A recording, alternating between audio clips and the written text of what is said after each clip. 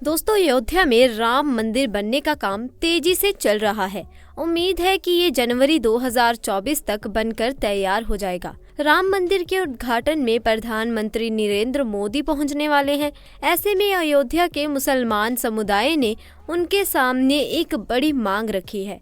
नमस्कार दोस्तों, स्वागत है आप सभी का एक बार फिर से हमारे YouTube चैनल पर। दोस्तों, हमारे पूर्वजों ने अपनी आंखों से हजारों मंदिरों को टूटते हुए देखा है, लेकिन हम बड़े भाग्यशाली हैं कि हमारे सामने राम मंदिर बन रहा है। लेकिन दोस्तों, बहुत सारे मुस्लिम लोग हैं जो मंदिर निर्माण में अपना पूरा सहयोग कर रहे हैं। नगर कोतवाली के खालापार निवासी बीजेपी नेता मोहम्मद समर गजनी ने अपनी निजी संपत्ति राम मंदिर निर्माण में देने की घोषणा कर दी थी।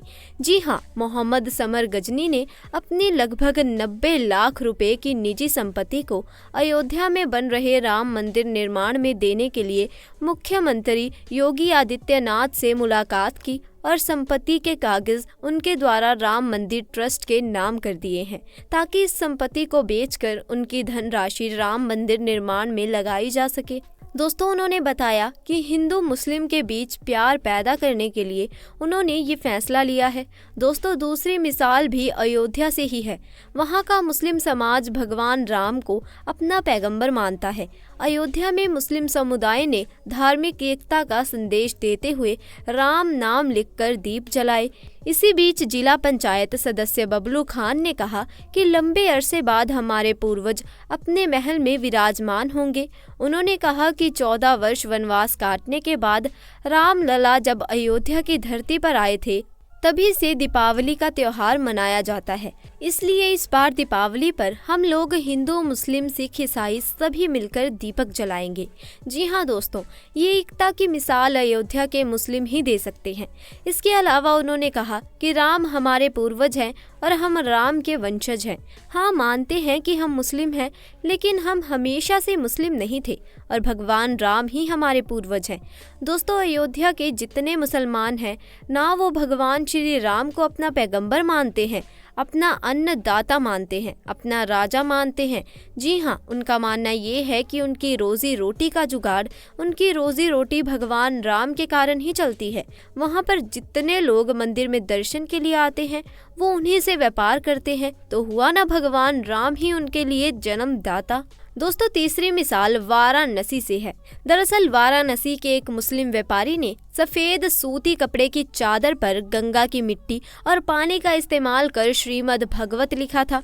जी हाँ, इसमें हनुमान चालीसा भी लिखा है और उसके साथ अन्य ग्रंथों को भी लिखने की कोशिश कर रहे हैं, जिनका नाम इरशाद है। ज्यादा पुरानी बात नहीं, जब राम जन्मभूमि पर रामलला के अधिकार को खारिज करने वाले तंज किया करते थे कि मंदिर वहीं बनाएंगे, पर तारीख नहीं बताएंगे। अब जब अयोध्या राम मंदिर में प्राण प्रतिष्ठा की तिथि 22 जनवरी 2024 सामने आ गई है, तो उनके पेट में मरोड़ उठ रहा है। उनके पेट में दर्द शुरू हो गया है कि प्रधानमंत्री नरेंद्र मोदी को निमंत्रण क्यों दिया जा रहा है। पर लिबरल सेकुलर जमात का अंग विशेष तो इस खबर से झुलसने वाला है। उनकी सिलंगने वाली है कि प्राण प्रतिष्ठा का निमंत्रण दिल्ली के लोक कल्याण मार्ग के 7 नंबर बंगले अर्थात प्रधानमंत्री का आधिकारिक आवास की परिधि में ही सीमित नहीं रहेगा। ये देश के 5 लाख गांव में घर घर तक पहुंचने वाला है। जी हाँ, केवल भारत ही नहीं, ये निमंत्रण विदेशों में भी जाने वाला है। तो दोस्तों, बने रहिए वीडियो के अंत तक, क्योंकि इस वीडियो में हम लेकर आए हैं वो पूरी जानकारी जो राम लला के प्राण प्रतिष्ठा से संबंधित है। आइए पहले जानते हैं कि मुस्लिम समाज ने प्रधानमंत्री के अयोध्या निमंत्रण पर क्या कहा।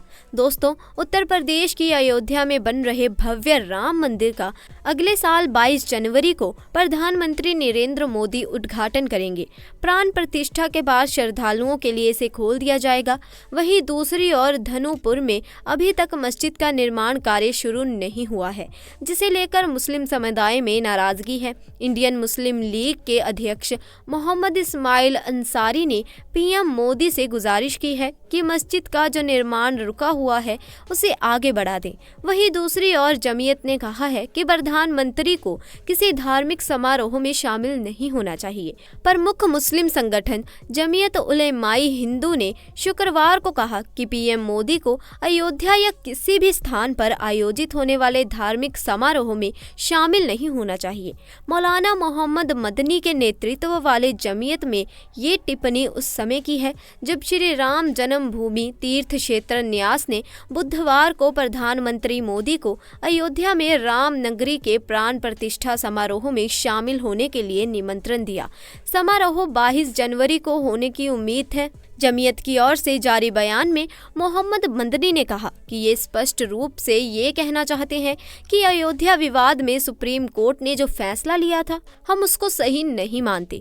दोस्तों, यही है उनके पेट की मरोड़, यही है जलन जो उन्हें चैन की सांस नहीं लेने दे रहा। दोस्तों, उन्होंने आगे बताया कि फैसले के तुरंत बाद हमने अपनी स्थिति स्पष्ट कर दी थी कि ये गलत माहौल में और गलत सिद्धांतों के आधार पर दिया गया है जो कानूनी और ऐतिहासिक तथ्यों की विरुद्ध है। मदनी ने आगे कहा, ऐसे में देश के प्रधानमंत्री को किसी भी पूजा स्थल के समारोह के लिए बिल्कुल नहीं जाना चाहिए। दोस्तों, ये कुछ और नहीं, यही है वो पेट की मरोड़, यही है वो जलन, यही है जो उन्हें चैन से जीने नहीं दे रही, चैन का सांस नहीं लेने दे रही। उनसे बर्दाश्त नहीं हो रहा है कि प्रधानमंत्री श्री राम लला के मंदिर के उद्घाटन में जा रहे हैं, और भला क्यों नहीं जाएंगे, आखिर वो भी एक सनातनी है। देश का हर हिंदू राम लला के मंदिर का इतने दिनों से इंतजार कर रहा है, और अब जब मंदिर बनकर तैयार हो गया है, प्राण प्रतिष्ठा की तिथि भी आ गई है, तो अब भला क्यों नहीं जाएंगे, कोई उन्हें नहीं रोक सकता।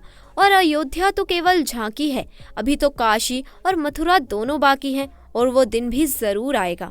सोच के देखिए दोस्तों, उस दिन इन लोगों की क्या हालत होगी। दोस्तों, आइए अब जानते हैं श्री राम लला के मंदिर से संबंधित उद्घाटन के कार्यक्रम के बारे में।